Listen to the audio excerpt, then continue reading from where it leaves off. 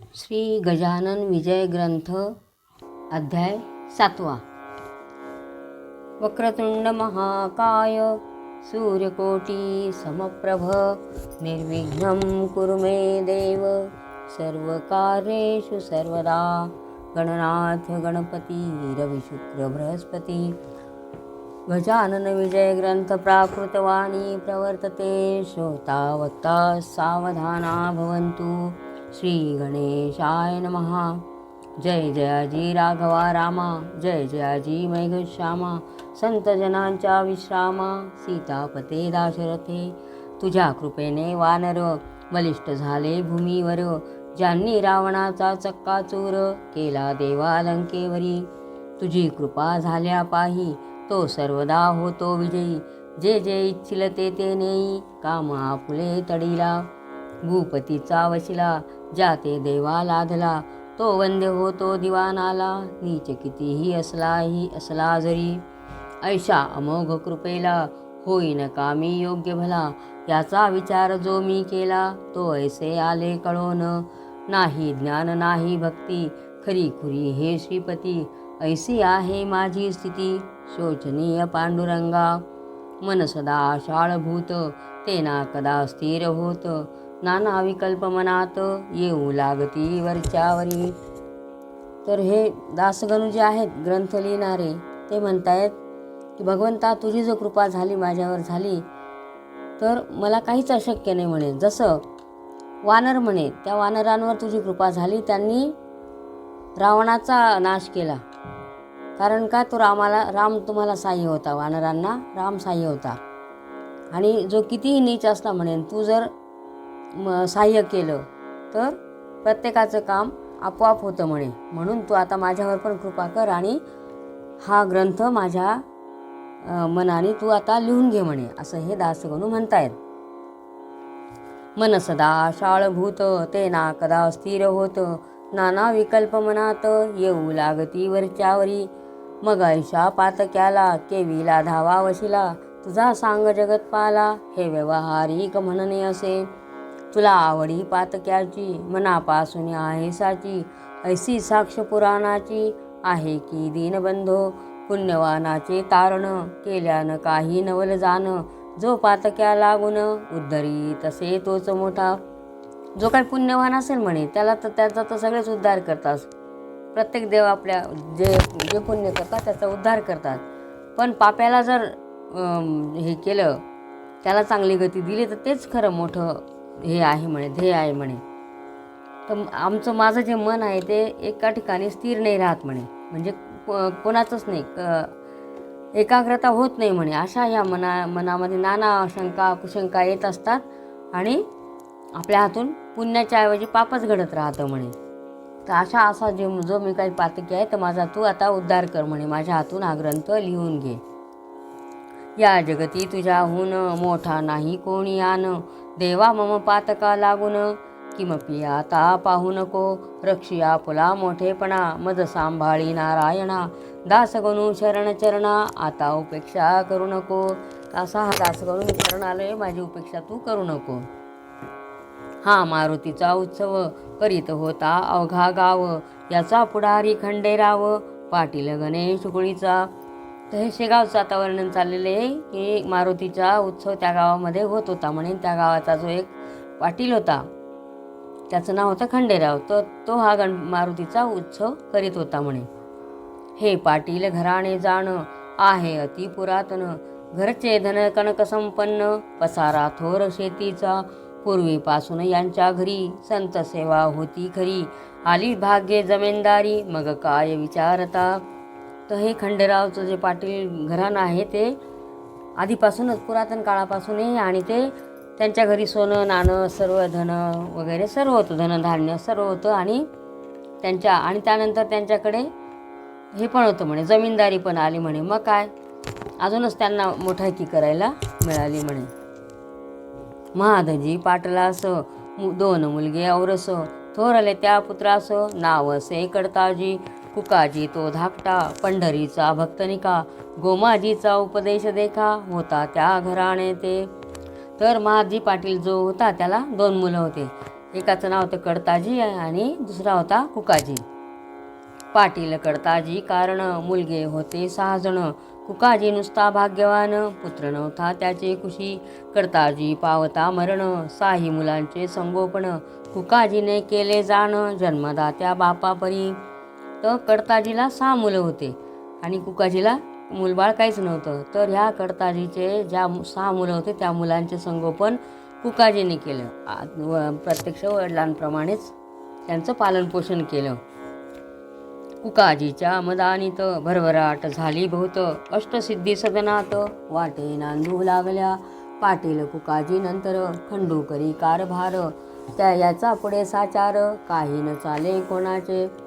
पण नंतर ते कुकाजी होते, त्यांच्यानंतर पाटील कोण झाला तर खंडू, त्यांचा मोठा मुलगा, त्या कडताजींचा मोठा मुलगा हे झाला, पाटील झाला आणि सर्व तो गावाचा पाटीलकीचा कारभार तो बघू लागला. आणि तो एवढा हे होता कर्मठ की त्याच्या पुढे कोणाचंच काही धकत नव्हतं. या खंडू पाटला प्रती 5 बंधू निश्चिती, गणपती नारायण मारुती हरी आणि कृष्णाजी, असे त्या 5 भावांचे नाव आहेत. गणपती, नारायण, मारुती, हरी आणि कृष्णाजी, असे ते खंडू पाटलाचे लहान 5 भाऊ आहेत. आधीच पाटील जमीनदार, सत्ता हाती साचार, पैशाचा तो निघे धूर, जयाची या सदनामध्ये.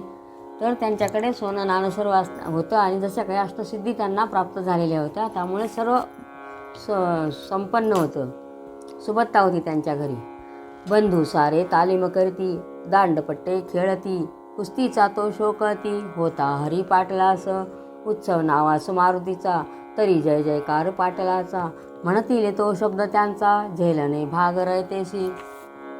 तर ते सगळे भाऊ कुस्त्या करायचे, तालीम करायचे आणि हे नुसतं नावाला फक्त मारुतीचा उत्सव म्हणून, पण सर्व त्यांच्या ह्या लोकांच्या आज्ञेत होतं. ते म्हणतील तो शब्द त्यांना, म्हणजे लोकांना त्यांचंच सर्व ऐकावं लागायचं. नेहमी कटकटी माऱ्या, शेगावात होती खऱ्या, पाटील एका मापी साऱ्या, लोकांप्रती मोदत असे.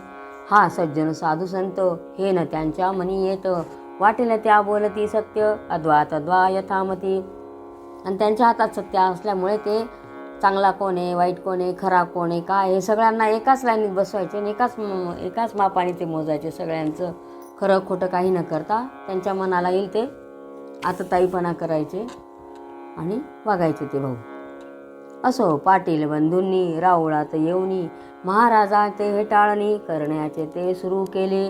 कोणी म्हणते पिशा गण्या, खातोस का ताककण्या, ऐशा गोष्टी अतिवण्या त्यांनी कराव्या समर्थासी. कोणी खेळावे खेळ, कोणी म्हणावे खेळ कुस्ती, आम्हा सवे निश्चिती, तुला लोक बोलती योग योगेश्वर म्हणून. तर यांनी गजानन महाराजांची सुद्धा निंदा करायला सुरुवात केली आणि त्याला महाराजांना येऊन काही बोलायचं आणि हिनवायचं की चल माझ्याशी कुस्ती खेळतो का, तुला तर देव योगेश्वर देव म्हणतात म्हणे, तर तू आमच्याशी कुस्ती खेळायला तयार हो, असं ते महाराजांना पण बोलायचे. त्याचे दाव प्रत्यंतर, ना तरी आम्ही देव मार, याचा करी विचार, बऱ्या बोलाने यधवा, त्यांचे बोल ऐकावे, समर्थाने न उत्तर द्यावे, अवघे हसण्यावरी न्यावे, कोपण धरावा यत्किंचित. ऐसा उर्मट प्रकार, मंदिरी चाले निरंतर, म्हणून पाटील भास्कर, समर्थांचे ऐसे बदला. तर हे असं ते यायचे, त्यांना बोलायचे आणि पण महाराज शांतपणे सर्व ऐकून घ्यायचे आणि हसून द्यायचे, उत्तरच देत नव्हते त्यांना.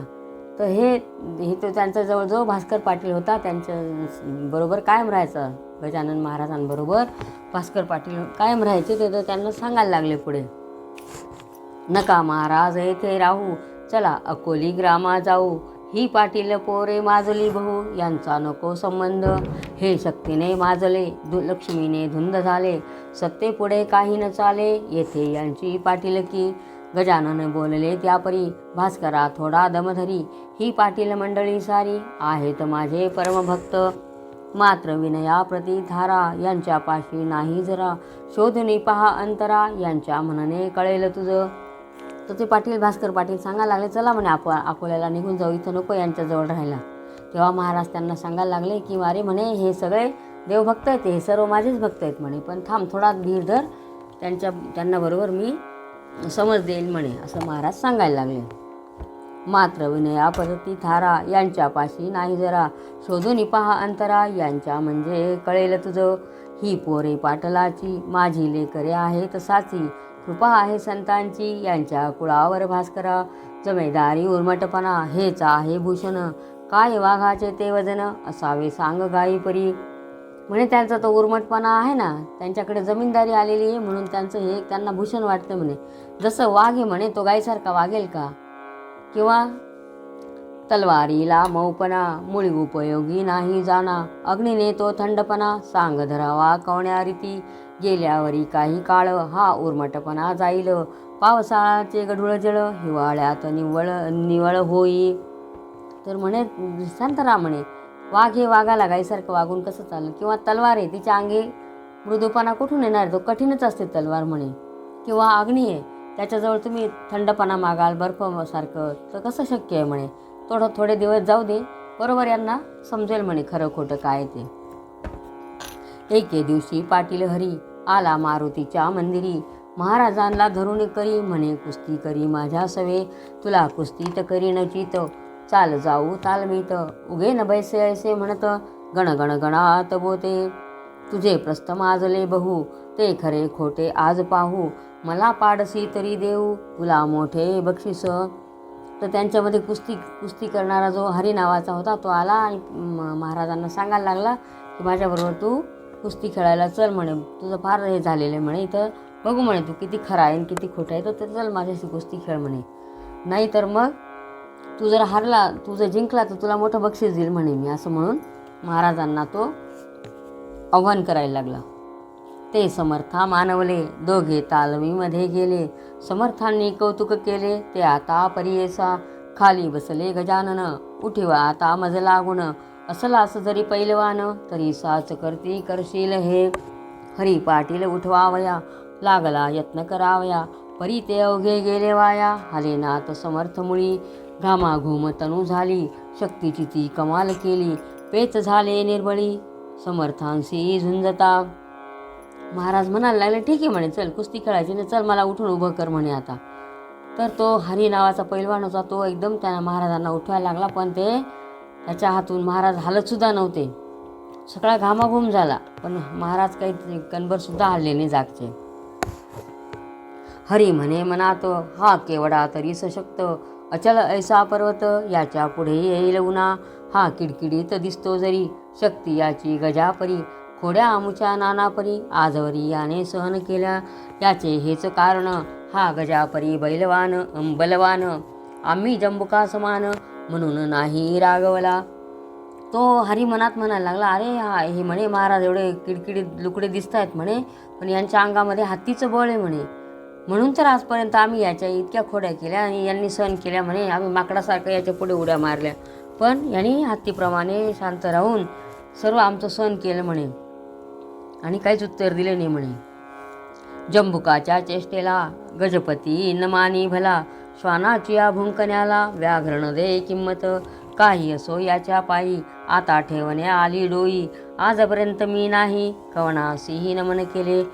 म्हणे जसं माकड चेष्टा असतात त्याच्या हत्तीपुढे काही चालत नाही त्याचं, आणि वाघाच्या पुढे कुत्रं कितीही भुंकलं म्हणे तर त्याचा काही त्याला परिणाम होत नाही म्हणे वाघाला.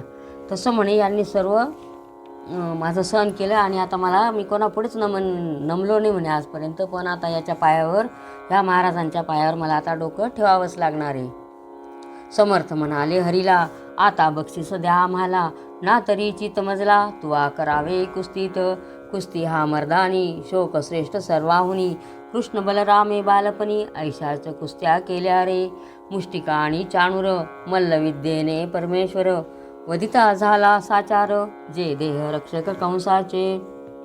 मग महाराज त्याला सांगायला लागले दे आता मला बक्षीस म्हणे, नाही तर मला हरव म्हणे कुस्तीमध्ये. कुस्ती हा मर्दानी खेळ असतो म्हणे, आणि जसं लहानपणी कृष्ण आणि बलरामांनी अशाच कुस्त्या केल्या म्हणे. कुठे? कंसाच्या दरबारामध्ये.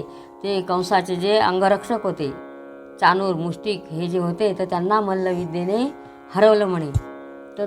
तर हा कुस्तीचा जो खेळ आहे तो खूप प्रख्यात आहे म्हणे. पहिली संपत्ती शरीर, दुसरे ते घरदार, तिसरीचा तो प्रकार आहे धनमानाचा. तुझ्याप्रमाणे पुतनारी, पाटील होता यमुना तरी, गोकुळींची पोरे सारी, त्याने केली सशक्त. तैसी तुआ करावे, शरीर बला वाढवावे, ना तरी हे सोडावे, पाटील नाव आपुले. तो म्हणे पहिलं जे संपत्ती आहे ती शरीर असते म्हणे, दुसरं असतं घरदार, आणि तिसरा आहे तेव्हा ते धन मान जे काय मिळतो तर तो तिसरा प्रकार आहे म्हणे. तर आता तू सुद्धा हे तुझं शरीर सशक्त कर म्हणे आणि आपल्या पाटील नावाचं नाव सार्थक कर म्हणे, पाटील घराण्याचं. हेच बक्षीस द्यावे मज, ना तरी कुस्ती करी आज, येणे रीती उतरला माझ, समर्थांनी हरीचा. अशा प्रकारे संतांनी समर्थांनी त्याचा बरोबर हे केला, वानउतारा करून खाली ठेवलं त्याला. हरी म्हणे समर्थास, आपुली कृपा असल्यास, शेगावाच्या लेकरास, सशक्त करता येईल की. तर म्हणे आता तुमची कृपा असली तर मग बाकीच्यांना सुद्धा मी सर्व हे सशक्त करेल म्हणे. ऐसे धूर्तपणाचे बोलणे केले पाटील हरीने, जे मुळात असतील शहाणे त्यांना नको की. असो त्या दिवसापासून हरीने दिले सोडून, अद्वा तद्वा भाषण करणे पुण्यपुरुषांसी. ही पाहुणी त्याची कृती, इतर बंधू बोलती, हरी तू त्या जोगड्या प्रती, का भीतोस कळेना. आणि मग हरीची चांगली जिरवली महाराजांनी. तेव्हापासून त्या हरीने महाराजांना आणि कोणालाच असं उद्धटपणाने जे बोलायचं ते बोलणं सोडून दिलं. तेव्हा त्याचे जे इतर भाऊ होते ते सांगायला लागले, अरे त्या साधूला तू का घाबरतो म्हणे. आपण पाटलाचे कुमर, या गावीचे जमेदार, ते तुच कारे ठेवीशी शिर, पदी त्या नागव्याच्या, त्या पिशाचे थोतांड, गावे माजले उदंड, त्याचा पाहिजे काढला दांड, लोका सावध करावया. ऐसे न जरी आपण केले तरी लोक अवघे होतील खुळे, पाटलाचे कर्तव्य भले, गावा हुशार करण्याचे. तर म्हणे त्या साधूंना तू का घाबरतो असे ते लोक महाराजांना बोलायला लागले. आणि म्हणे तूच असं त्यांना शरण गेल्यावर मग लोकांना कसं काय सावध करायचं म्हणे. तर ते लोक त्या हरीला, आपलं ते भाऊ होते त्याचे, ते त्या हरीला बोलायला लागले. मैद साधूचे वेश घेती, वेड्या वाकड्या कृत्या करती, बाया बापड्या भुंदिती, याचा करी विचार, सोन्या कस लावल्या विना, न कळे रे सोनेपणा, तुकारामाचा शांतपणा, कळून आला उसाने. ज्ञानेश तेव्हा साधू कळला, जेव्हा रेडा वेद बोलिला, परीक्षेविन कवनाला, अस्थानी मान देऊ नये. तर ते बंधू, ते भाऊ जे होते त्या हरीचे, ते सांगायला लागले म्हणे, सोन्याला जर जेव्हा कस लावतो तेव्हाच खरं कळतं म्हणे. जसं तुकाराम महाराजांच्या अंगावर ऊस हे केले म्हणे त्यांच्या पत्नीने, तेव्हा ते किती शांत होते. उसाने मारलं होतं तुकाराम महाराजांना त्यांच्या पत्नीने, तर ते म्हणे ते इतके शांत होते. त्यांचा जो संतपणा होता तेव्हाच कळाला. किंवा ज्ञानेश्वर महाराजांना बऱ्याच लोकांनी त्रास दिला, तेव्हा ज्या वेळेला त्यांचा साधूपणा केव्हा कळा की जेव्हा त्यांनी रेड्याच्या मुखाने वेद बोलविला. तर अशी जी परीक्षा घेतील तेव्हाच खरं मानू म्हणे, असं ते भाऊ त्यांना सांगायला लागले. तर म्हणे आता आपण ह्या महाराजांची पण परीक्षा घेऊ म्हणे. चाल परीक्षा तयाची, आज आपण करू साची, मोळी घेऊन येऊ साची, मंदिरात पातले. हरीनं काही बोलला, इतरांनी प्रश्न केला, अरे पिशा या उसाला, खातोस का तू सांग हे. जरी ऊस खाण्याची इच्छा असेल तुझी साची, तरी एक अट आमची आहे ती तू मान्य करी. आम्ही उसाचे करू प्रहार, तुझ्या एधवा अंगावर, त्याचे वळण उठले जर, तरीच योगी मानू तू. तर ते चारी पाची दुसरे जेव्हा तो हरी तर काहीच बोलला नाही, पण त्याचे जे 5 भाऊ होते उरलेले ते सांगायला लागले म्हणे, मग आपण महाराजांची परीक्षा घेऊ आणि यांच्या अंगावर उसाने आपण यांना मार देऊ म्हणे. आणि यांच्या अंगावर जर वळ उठले नाही तरच आपण यांना साधू संत असं मान देऊ म्हणे. आणि ते सांगायला लागले महाराजांना की तुझ्या पाठीवर, आम्ही तुमच्या पाठीवर हे उसाने मारतो म्हणे, आणि त्याचे वळ जर उठले नाही तरच तू खरा योगी पुरुष म्हणे. ऐसे भाषण ऐकले महाराज काही न बोलले, लेकराचे बालिश जाळ चाळे, मनीन आणि सुज्ञ कदा. मारुती म्हणाला त्यावर, अरे हा भ्याला साचार, उसाचा तो मार खाण्या मार, हा काही तयार नसे. महाराज काही बोलले नाही म्हणून त्यांना असं वाटलं हे महाराज घाबरलेले आहेत म्हणे, उसाचा मार खायला नको म्हणून. मग म्हणाला गणपती, अरे मौन हीच संमती, त्याने दिधली आपणाप्रती, आता काय पाहता. ते दोघा तिघा मानवले, ऊस करी घेतले, समर्थांसी मारण्या भले, आले चढून अंगावर, ते पाहता नारी नर, मंदिरे जे होते इतर, ते पळू लागले भराभर, भास्कर तेवढा जवळ असे. आणि मग तो गणेश जो दुसरा होता त्यांचा भाऊ, तो म्हणे, अरे हे मौन म्हणजेच मौनम संमती दर्शनम, असं म्हणजे यांच्या मौनातच संमती दिली म्हणे, त्यांनी होकार दिलेला आहे, तर आता यांच्या पाठीवर आपण मारायला सुरुवात करा म्हणे, असं म्हणून ते सर्व मारायला लागले. आणि ते बघून त्या मंदिरामध्ये जे काही म्हणजे भक्तगण होते ते सगळे घाबरून पळायला लागले. फक्त जो भास्कर पाटील होता तोच महाराजांच्या जवळ उभा होता. भास्कर म्हणे, पोरांसी नका मारू समर्थांसी, या उसाने आज दिवशी हे काही बरे नव्हे, तुमचा पाटील कुळांत जन्म झाला आहे सत्य, तुमचे असावे दयाभूत अंतःकर दिनांविषयी. तो सांगायला लागला भास्कर पाटील, अरे तुम्ही मारू नका म्हणे महाराजांना, तुमच्याकडे जमीनदारी आहे, तुम्ही पाटील कुळात जन्माला आले आणि तुम्हाला तुमच्या अंतःकरणामध्ये साधू संतांविषयी, गरिबांविषयी, दिनांविषयी कोण असतील त्यांच्याविषयी भूतदया पाहिजे म्हणे, तर तुम्ही उलट त्यांना मारतायत म्हणे, असं तो बोलायला लागला भास्कर पाटील. हे महासाधू तुम्हासी जरी न वाटतील मानसी, तरी हीन दीन लेखुण यासी, दावे सोडून हेच बरे. तुमची भक्ती नाही ना म्हणे यांच्यावर, तर तुम्ही सोडून द्या, तुम्ही आता मारू नका म्हणे. अरे शूर जे का शिकारी, ते चाल करीती वाघावरी, उगीच बंदूक घेऊन करी न मारती नागतोडा, मारुतीने जाळली रावणाची लंका भली, उगीच नाही चाल केली झोपड्या पाहून दुबळांच्या.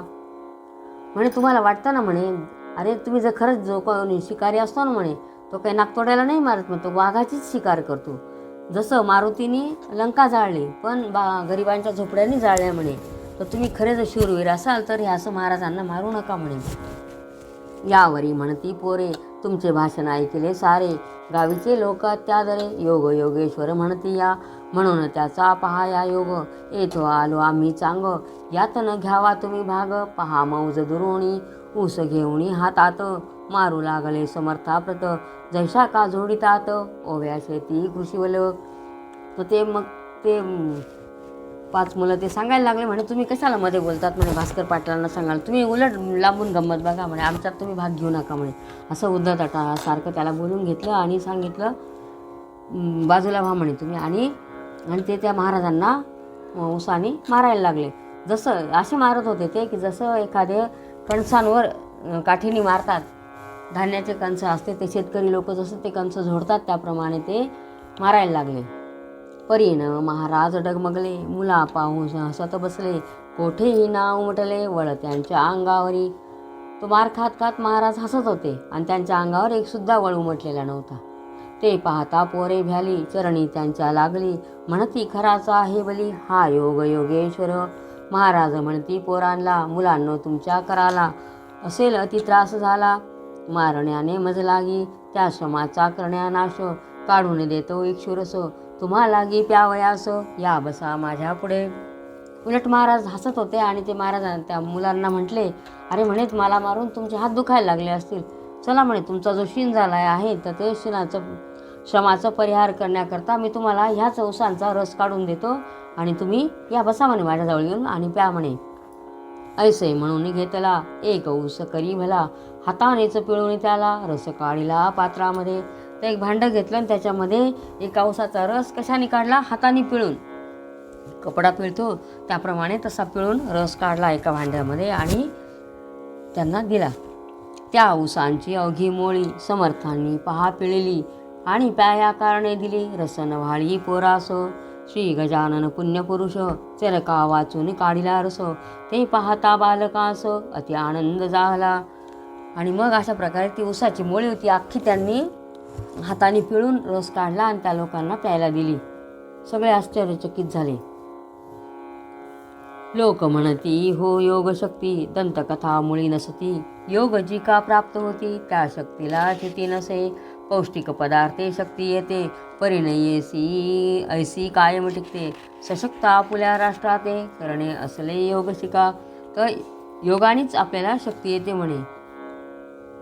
हेच तत्व सुचवयावयासी, पाटील अर्भकांशी, करे काढून रसांशी, दाविते झाले श्रोते हो.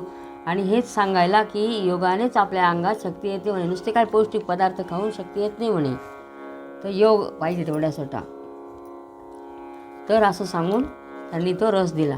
समर्थांसी वंदन गेली पोरे निघून, खंडू पाटला कारण वर्तमान श्रुत केले. असं म्हणून ते खंडू पाटलाला सगळं येऊन त्यांनी सांगितलं. दादा आपुल्या गावात गजानन ईश्वर साक्षात, त्याचा आज आमाप्रत आला आहे प्रत्यय.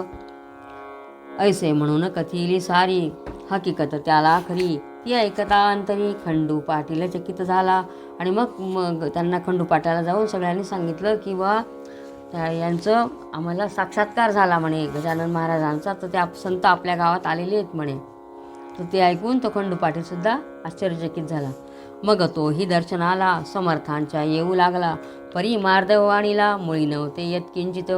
गण्या गजा ऐसे म्हणे पाटील समर्था कारणे, अरे तुरे हे बोलणे होते दोन ठिकाणी. प्रेम आत्यंतिक जे काही तेथे ऐसे घडून येई. आई लेकरान माझी होई भाषण अरे तुरेचे. हा एक प्रकार झाला, आता दुसरा राहिला. तोही सांगतो ऐक भला सावधान चित्ताने. नोकर चाकर ही नदीन याच्या सवेजे भाषण, करीती संभावित जन तेही एकेरी स्वरूपाचे.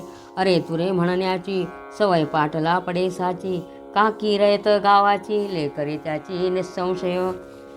मग तो खंडू पाटील महाराजांना भेटायला आला, पण तो गण्या गजा असंच म्हणायचा तो, आणि अरे तुरे करून बोलायचा. त्याला दोन कारणं होतं. एक तर म्हणजे त्याच्या हाती सत्ता होती, तो पाटील होता. आणि दुसरं म्हणजे की आई लेकराला जसं म्हणजे आपुलकीचं, आई आपल्या मुलाला अरे तुरेचंच हे करते म्हणे, हाका मारते, त्याप्रमाणे आता तो पण महाराजांना जवळचं म्हणून आपल्या जवळचे बापचं असं म्हणून अरे तुरे आणि याच्यासारखा बोल. पण त्याच्या भाषेमध्ये लीनपणा हा नव्हताच, उद्धटासारखाच तो बोलत होता. श्रोते म्हणजे पाटील असल्यामुळे थोडीशी सत्ता ह्या कारणाने ते अरे तुरीची भाषा होती. श्रोते याच सवयीने खंडू पाटील गण्या म्हणे श्री समर्था कारणे, काही न दुसरे कारण. गण्या गण्या म्हणे वाणी परी प्रेम उपजे अंतःकरणी. पहा नारळा लागुनी वर करवंटी खोबऱ्यात. मनामध्ये होती भावना होती, आपलेपणा होता, आणि म्हणूनच ते आतमध्ये प्रेम दाटलेलं होतं, पण वरून दाखवत नव्हता तो. जसं नारळाच्या आतमध्ये खोबरं असतं, पण वर करवंटी कशी असते, कडक असते, त्याचप्रमाणे याच न्याय तयाचा परिपाठ होता बोलण्याचा. वृद्धापकाळ कुकाजीचा झाला म्हणून कारभार करी. कुकाजी तो एके दिवशी बोलता झाला खंडूंशी. तू जातोस प्रति दिवशी महाराजांच्या दर्शना, सांगतोस मला साक्षात्कारी गजानन एक भूमीवरी. मग कार्य तुझी वैखरी मुग्ध होते त्यांच्या पुढे. तुला नाही पोर बाळ माझा झाला वृद्धापकाळ. नातवंडाचे बोल खेळ पाहू दे मज डोळ्याने. तर म्हणे तू एवढा गजानन महाराजांना जातो म्हणे, दर्शनाला जातो म्हणे, आणि त्यांच्या पुढे गेल्यावर तुझी जीभ काय थंड पडून जाते का म्हणे. आता मी म्हातारा झालो म्हणे, मला पण आता वाटतं नातवंडाचं तोंड बघावं, त्याच्याशी खेळावं. तर तू आता जा म्हणे त्यांच्याकडे आणि विनंती कर म्हणे. आज विनंती करी त्यांना स्वामी समर्थ गजानना. म्हणावे त्या करुणा पोर एखादे द्या मज. तो खरा साधू असल्यास सत्य पुरतील तुझे मनोरथ. आणि माझाही अवघा आहेत तडीस जाईल त्या योगे. साधू पुरुषा अशक्य काही जगत्रयी या उरले नाही. संत लाभाचा करून घेई काही आपणा उपयोग. मग सांगायला लागला की तू रोज जातो दर्शनाला, आता त्यांना सांग म्हणे, ते जर खरंच साधू असतील तर तुझी इच्छा पूर्ण करतील म्हणे. आणि सांग त्यांना की मला हे मूलबाळ देव असं म्हणून मागणं मागायला सांगितलं त्यांनी त्या खंडूला. कुकाजी पाटलांनी त्या खंडूला सांगितलं. ते खंडू ते मानवले एके दिवशी बोलणे केले. मारुतीच्या मंदिरी भले ते ऐका येणे रीती. अरे गण्या माझा चुलता वृद्ध झाला आहे आता. इच्छा उपजली त्याच्या चित्ता नातवंड ते पाहण्याची. तुला लोक साधू म्हणती दर्शन केल्या तुझ प्रती. इच्छा म्हणीच्या पूर्ण होती ऐसे लोक सांगतात. तर तो सांगायला लागला म्हणे, गजानन महाराजांना सांगायला लागला की तुमच्या पुढे आल्यावर म्हणे मनातल्या सर्व इच्छा पूर्ण होत्या. आता माझी इच्छा तुम्ही पूर्ण करा म्हणे. तुला जर साधू म्हणतात हे करतात तुझे दर्शन घेतात, तर माझ्या म्हणीच्या तू आता इच्छा पूर्ण कर म्हणे, असं महाराजांना तो सांगायला लागला. त्याचे दावी प्रत्यंतर उगा करू नको उशीर. तुझ्या पायी ज्याचे शिर तो का राहावा निपुत्रिक. ऐसे भाषण ऐकले महाराज त्याशी बोलिले. आज हे उत्तम घडून आले, त्वा याचना केली आम्हा. सत्ता धन तुझ्या हाती, तू प्रयत्नवादी असशी निघुती. मग विनंती आम्हा प्रती, का करीतोस कळेना. धन आणि बलापुढे, अवघेची मनशी बापुढे. मग कारे हे न घडे, साहो धन बलाच्या.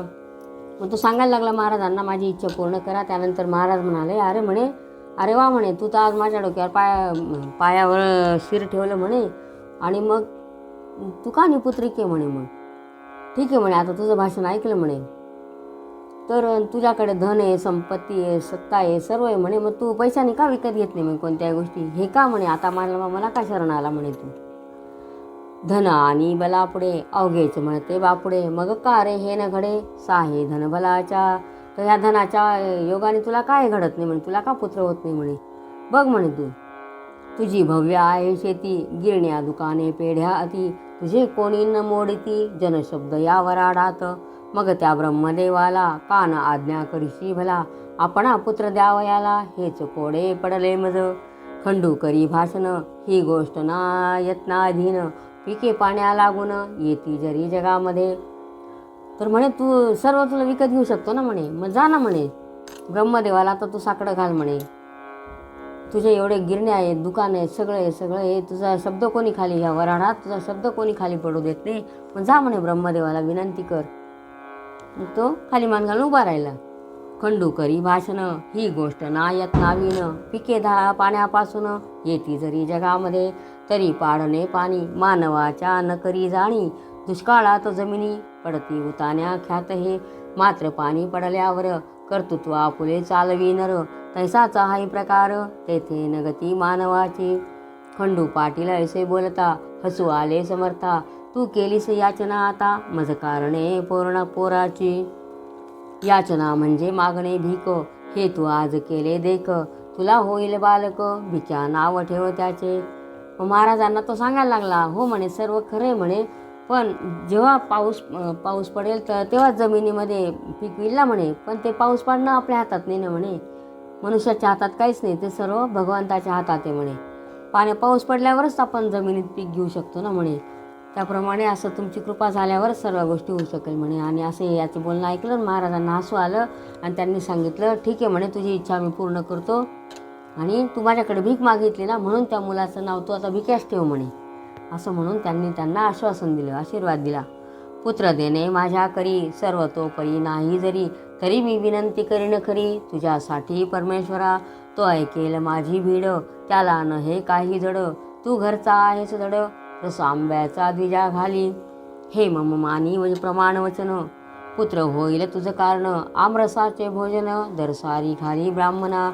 तर म्हणे, आता तू भीक मागतो, तुला होईल म्हणे मुलगा, पण हे मुलगा देण्याचं काय माझ्या हातात नाही म्हणे. मीच आता परमेश्वरा विनंती करतो आणि मग तुला मुलगा होईल म्हणे. पण त्याच्यासाठी तू घरी जा आणि आमरसाचं जेवण ब्राह्मणांना जेवू घाल म्हणे, असं त्यांनी सांगितलं. आणि आता हे ऐकलं त्या खंडूने आणि घरी येऊन त्यांनी कुकाजीला सर्व सांगितलं. हे खंडूने ऐकले, घरी येऊन सांगितले. कुकाजीसे निवेदिले, मंदिराचे वर्तमान. हे ऐकता कुकाजीस, आनंद झाला बहुवस. तो काही लोटता दिवस, समर्थ वचन झाले खरे. आणि मग हे सर्व सांगे काही दिवसांनी त्यांना मुलगा झाला. कांता खंडू पाटलाची, गंगाबाई नावाची, गर्भिणी झाली साची. 9 मास पूर्ण झाले, तिज लागी पुत्र झाला. खंडू पाटील आनंदला, कुकाजीच्या हर्षाला पारावार काही नसे. त्याने धर्म केला बहु, गरिबा दिले गुळ गहू. पेढे बर्फीचा दिला खाऊ, गावातील अर्भकांना. आणि मग त्यांना ते बालक झाल्यावर त्यांना एवढा आनंद झाला, त्यांनी भरपूर असा दानधर्म केला. गरिबांना गूळ आणि गहू दिले आणि लहान मुलांना पेढे बर्फीचा खाऊ दिला. थाटात झाले बारसे, भिकू नाव ठेविलेसे. पुढे बाळ वाढला असे, शुक्ल पक्षीच्या इंदुपरी. आम्ररसाचे भोजन दिले ब्राह्मणां कारण. तो संप्रदाय अजून शेगावात चालत असे. मग ते हे आता प्रथाच पडून गेली आमरसाचं जेवण द्यायला. आणि मग हे त्याप्रमाणे शेगावामध्ये अजून ते चालतंय म्हणे. आणि मग तो बाळ जो होता त्याचं बारसं केलं आणि तो शुक्ल पक्षीचा जसा चंद्र वाढत वाढत जातो त्याप्रमाणे तो मोठा व्हायला लागला. पुण्यपुरुषाची वैखरी, कोठून होईल असत्य तरी. पाटलाच्या ओसरीवरी बाळ रांगू लागला. हा बोलबाला पाटलाचा, देशमुखांना पटला साचा. शेगाव हा दुफळीचा, गाव पहिल्यापासून. एक फळी देशमुखांची, एक फळी पाटलांची, अंतःकरणे एकमेकांची, मुळी होती अशुद्ध. त्या गावामध्ये देशमुख पण होते. पाटील आणि देशमुख यांच्यामध्ये हे होतं, तट होता. एका बाजूला देशमुख आणि एका बाजूला पाटील, अशी त्यांची दुफळी होती गावामध्ये. हे पाटलांना काही देशमुखांना काही आवडलं नाही. एक फळी देशमुखांची, एक फळी पाटलाची, अंतःकरणे एकमेकांची, मुळी होती अशुद्ध. प्रत्येका आपुल्या डावात, एकमेकाचा करण्याघात, सदा इच्छिती मनात, लेश नसे प्रेमाचा. शास्त्री दोन, मंत्री दोन, शस्त्री दोन, तंत्री दोन, एकमेकांपुढे श्वान, येता गुरुवर रोकडी. जसं मंत्री दोन असता, एकमेकांसमोर आल्यावर त्यांचं चालतं, किंवा दोन हे असतात शस्त्र, समोर आल्यावर त्यांचं लढाई होते, किंवा दोन कुत्रे समोरासमोर आले की त्याने गुरगुर चालू होऊन जाते. तसं त्याप्रमाणे यांच्यामध्ये दुफळी निर्माण झालेली होती. तैसे झाले शेगावात, पाटील आणि देशमुखात, 36चा आकडा सत्य झाला न होईल 63चा. तर 36चा आकडा होता, तो 63 कधी होईल माहीत नाही. पुढे गोष्ट झाली ऐशी, कुकाजी झाले स्वर्गवासी, पाहून या नातवंडासी, भीमातटी पंढरीत. तेने खंडूचे उद्विग्न मन, गेले सहज होऊन, तो म्हणे छत्रपूर्ण, माझे आज ढासळले. ज्या चुलत्याच्या जीवावरी, मी निर्भय होतो भूमीवरी, तो आधार माझा श्रीहरी, कारे नेला असं काढून. मग ते कुकाजी होते, ते मरण पावले. नंतर त्या खंडूचं मन एकदम हे होऊन उद्विग्न झालं, विरक्त झालं, की अरे माझ्यावरचं हे छत्र होतं काकांचं, ते हरवलं म्हणे. आणि ते खूप असे शोकग्रस्त झाले. ते ऐशी संधी पाहून, बालंट आणण्या कारण, पाटलावरी सवड पूर्ण, मिळाली देशमुख मंडळीला. तो वृत्तांत अष्टमात, सांगेन श्रोते तुम्हाप्रत, ही जमेदारे खाण सत्य, आहे प्रत्यक्ष द्वेषाची. हा दास वनविरचित, श्री गजानन विजय ग्रंथ, नामे ग्रंथ, परिसा श्रोते सावचित्त, कुतर्का ते सोडून या. मग ते शोकामध्ये बुडाल्यावर, तो पाटील जो होता, खंडू पाटील, तो कुकाजी गेल्यानंतर शोक करायला लागला. आणि त्या शोकामध्ये बुडल्यावर त्यांना बाकीच्या काही म्हणजे व्यर्थ पाटीलकी करण्यात काही वेळ नव्हता. त्यामुळे हे देशमुख मंडळींना ती एक संधीच मिळून गेली. आणि त्यांनी पुढे काय केलेलं आहे, तो वृत्तांत जे काय घडलं आहे ते पुढे, ती गोष्ट 8व्या अध्यायात तुम्हाला ऐकायला मिळेल. इति श्री हा दास वनविदितम, श्री गजानन विजय ग्रंथ, नामे ग्रंथ, परिसा श्रोते सावचित्त, कुतर्का ते सांडोनिया. शुभम भवतु. श्री हरिहरार्पणमस्तु. इति श्री गजानन विजय ग्रंथ 7मोऽध्याय समाप्त. गजानन महाराज की जय.